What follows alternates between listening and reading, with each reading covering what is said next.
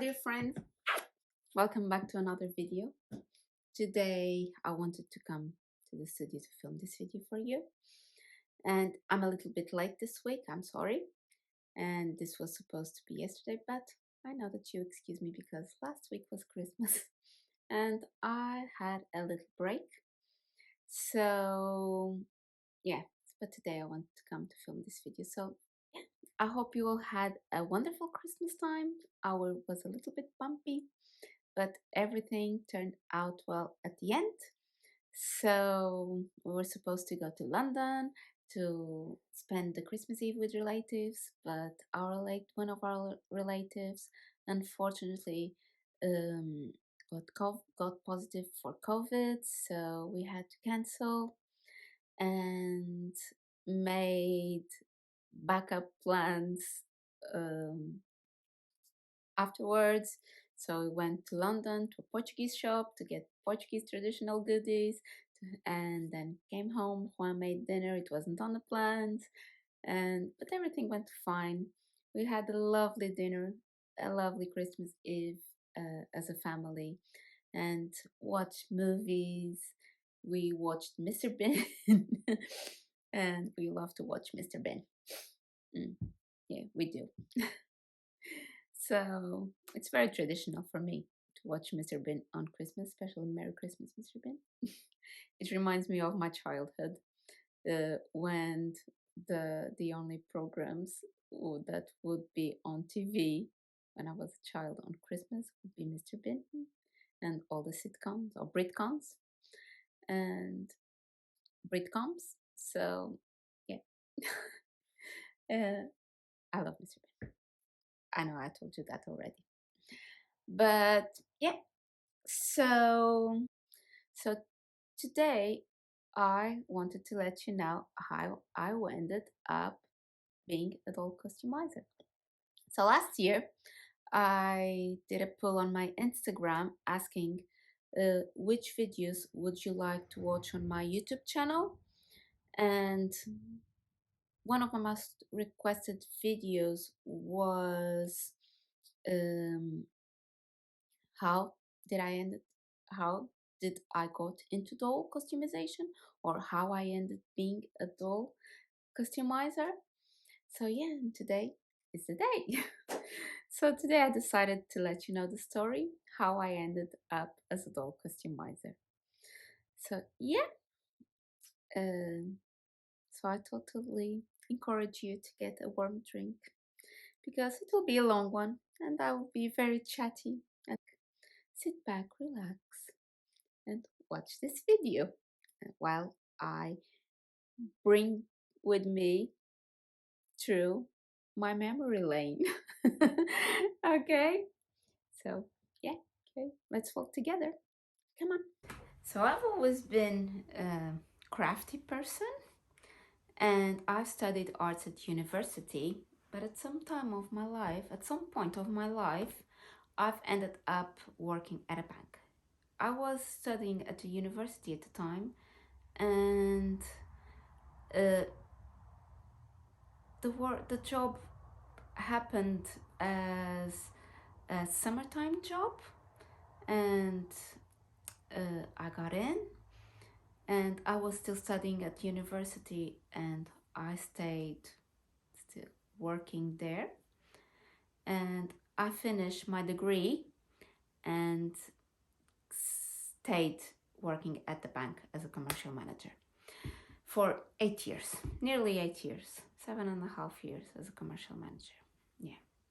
Needless to say that working behind a computer and a desk wasn't my dream job, and I wasn't happy at the moment, even though I thought that I was.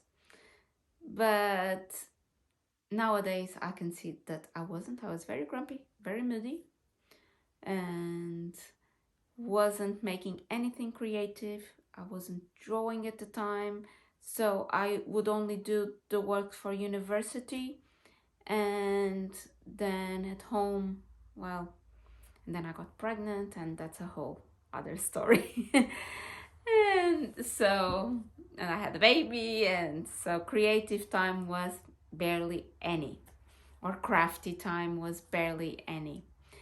And yeah, but I always had that in me, and that I wanted to do the wanting, the wanting, the wanting, but I still kept a sketchbook for years, and I would draw a little bit in here, draw a little bit in there, but nothing consistent. And yeah, but then in 2014, I decided to leave my job and follow my husband on a work adventure here in London. I I it was the best decision ever, I have to say. At first, I didn't know what I wanted to do, but I certainly knew that I didn't want to end up working at an office behind of a desk dealing with customers every day. That's true. So, as growing up, I was educated that it wasn't possible to make a living from art because in Portugal, it's a small place in Madeira, especially in Madeira, it's a small place, and uh, making a living from art or practicing art. And I knew that I didn't want to be a teacher, so I was with that in mind when I decided to move to London. I left all my art materials at a storage at my mom's house and my mother-in-law's house. So it was between both of the houses. And I left everything literally there. Well, not everything. I brought my Caran d'Ache, my watercolor pencils, and I've brought one of my sketchbooks. And uh, and the rest I left in Portugal.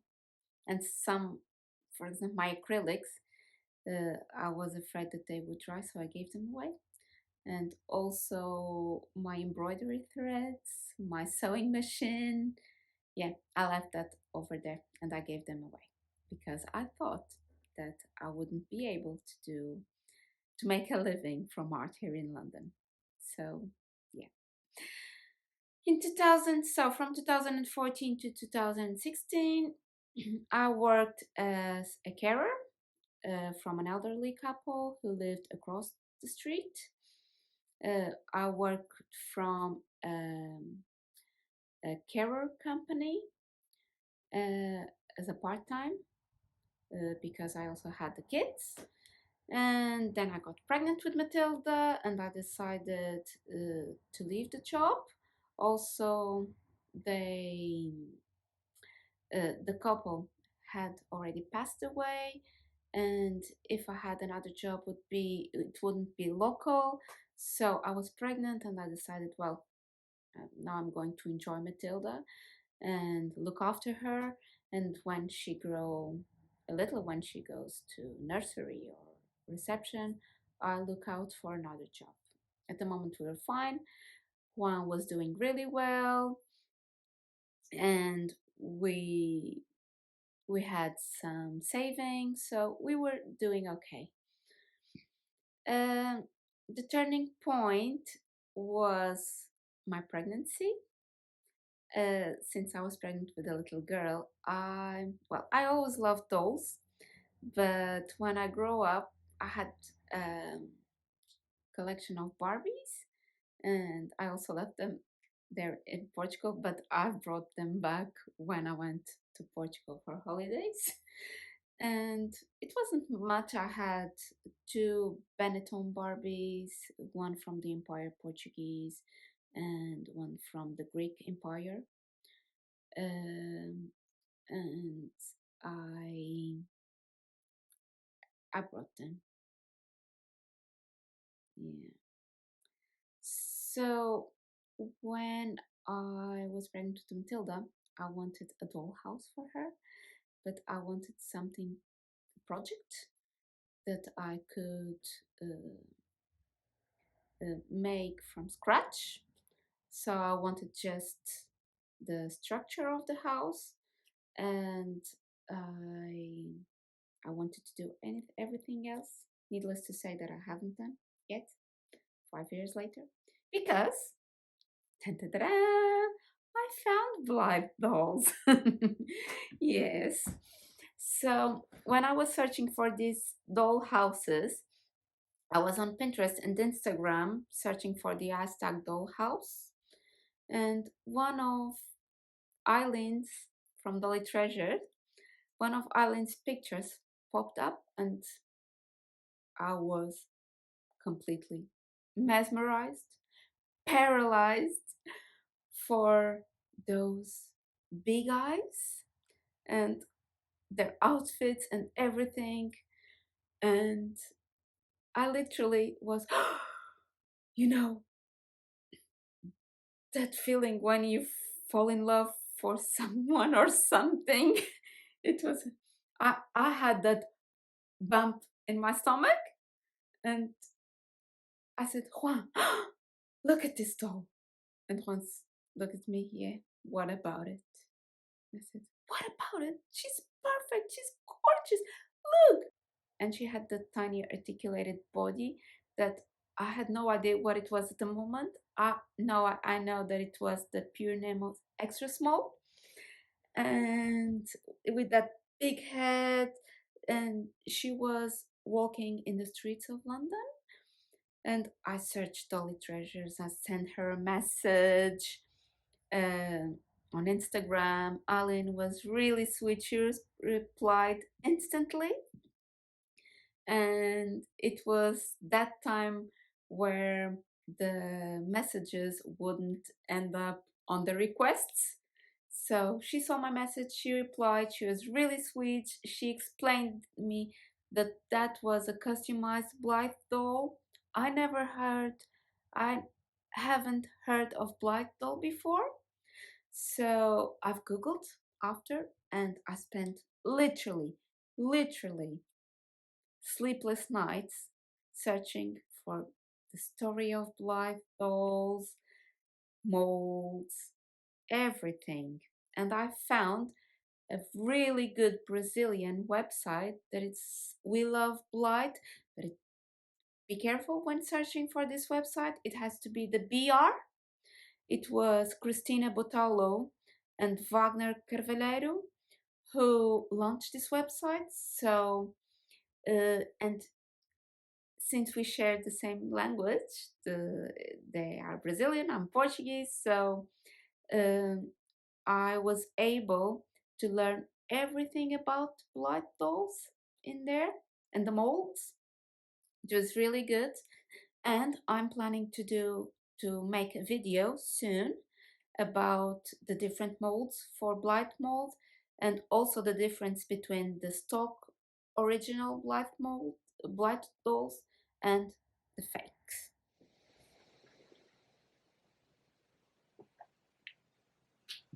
So there was a change of scenario. I filmed the first part of this video in my studio and the second part at home because I wanted to show you the girls that I've made so far, that I've kept in my collection. But as I was saying, I'm going to pick up where I ended. So I was saying that I have planned to do a video soon about the different molds and also the difference between fake and original stock blight dolls. But let's go back to where let's go back to the part where I was looking for the doll houses on Instagram, and I've sent a text to Eileen, and Eileen replied. She was so lovely and explained, and I started to search everything about these dolls. And I asked Juan for my birthday that year a black doll, an original black doll. I knew which one I wanted. I absolutely love Alice in Wonderland, Lewis Carroll's book, and I knew that I wanted the dark rabbit hole. She represents the rabbit and represents exactly what I was going through that moment, because I fell through the dark rabbit hole. I'm at the bottom, so I'm still here and I don't have any intentions of get out of it. So I'm here. And if you fall through the dark rabbit hole, I'll be here waving at you. Hey, I'm here. Come. So I've asked for this one. And she was my first stock blight. She's a dark rabbit hole. And I absolutely love her. She will be one of my forever stock dolls. Through this time where I sent a message to Eileen, there was 3 or 4 months between where I've searched everything about customization, what tools to use, materials, everything, and I couldn't afford it at the moment to buy all at once, so I was buying a little by little every month. So after I have all the materials together, I've bought 2 dolls on eBay. They were the factory ones. At the moment, they were still making the factory dolls. Factory dolls were parts from genuine stock blights that, because of a minor flaw, they couldn't put it on the market or sell them. So they would put these dolls together and sell them for a lower price. But so they were called the TBLs, Taobao Blight, because originally they were sold on Taobao website. And after that, I was able to get them from eBay. I think they were about 50 something pounds at the moment. So we're going back to 6 years ago. Yeah, they were about 50 something pounds, nearly 60 pounds each one. And it was this one, Saffron. It's my little Saffron. And this one, Olivia. And you can see there's something really special about them. So different. And yeah, so these were the first ones that I've customized, and I've kept them, of course. After these ones, I also customized James, a little blonde one. She was my first attempt of an open mouth. I failed completely. It didn't went well, but I was able to fill again with clay, with some dried clay, air dry clay, and then I did the makeup and it worked. She's still with a closed mouth, and yeah. And after that, I made Emily. She was my number 9 doll, and I also kept her. So when I started customizing, the first one that I've customized, it was Saffron. It was in February, and the month after I would do one per month, and I kept them because I wanted to practice and to be good at it. So let's go back to February 2016. I was heavily pregnant. I was in my dining table customizing little Saffron, and I fell in love completely. I sat down at 6 o'clock in the morning, did the school run, came back home, kept working on the doll, watching YouTube videos, still watching YouTube videos, and trying, experimenting. And I didn't had a rotary tool at the moment, so I only had the carving wood tools. I didn't even have the scalpels. It was basically the wooden carved tools and the sanding paper. And yeah, I just started and I fell in love completely. And when I finished her, she wasn't perfect, but for me, she was amazing. Of course, that she was my first one, and I was completely, she was so special, and she still is. 6 years after, I haven't retouched her. She's still the same since the first day that I've made her. And even the pull strings, I haven't touched them. So yeah, and after that I customized Olivia, and then Jamie, and then Emily, and then Akemi. She's an icy doll. And then, of course, my last one that I've kept for me was Stevie. And they're all in here. They will be my forever dolls.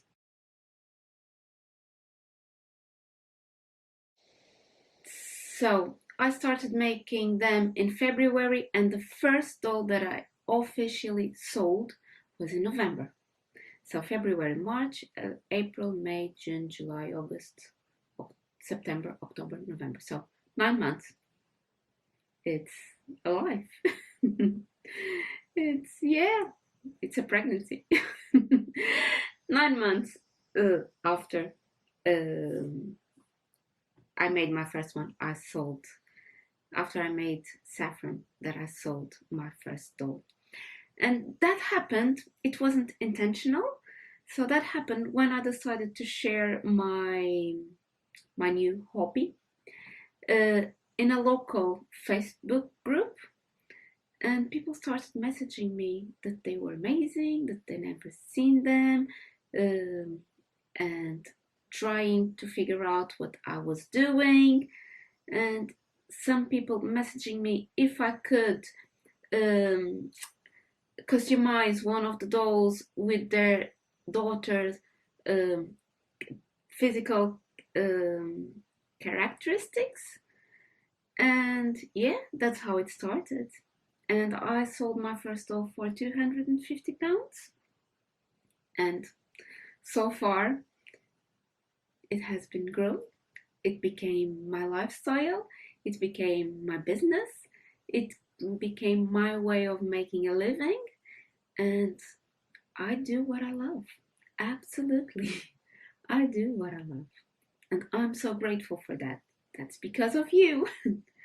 Because of all who adopted a doll from me, or the support that I've been having through my social media accounts. It's amazing. So thank you so much for that. So yeah, this is how I became a doll customizer.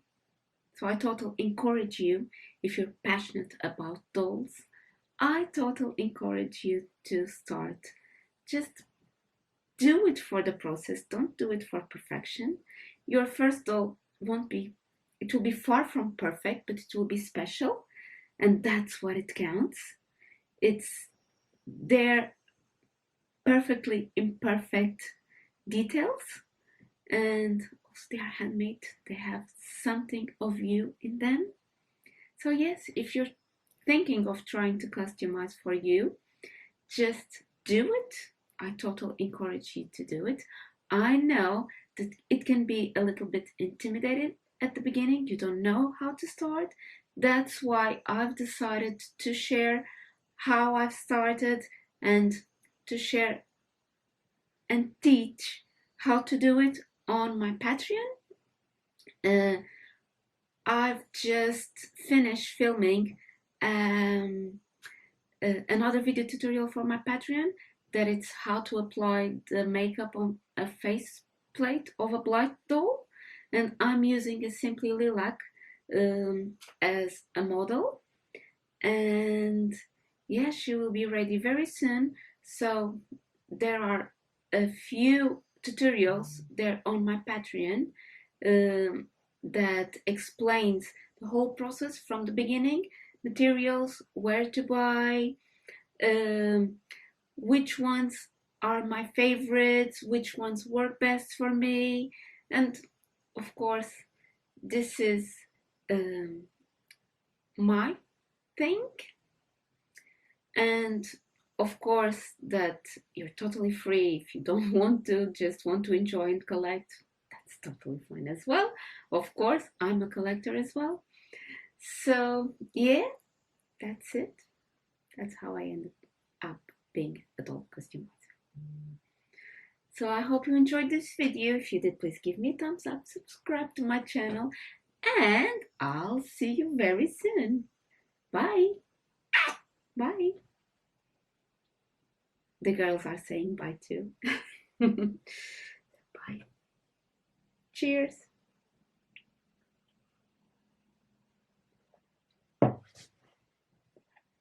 Oh, by the way, if you're wondering, my mug is from Splattergirluk.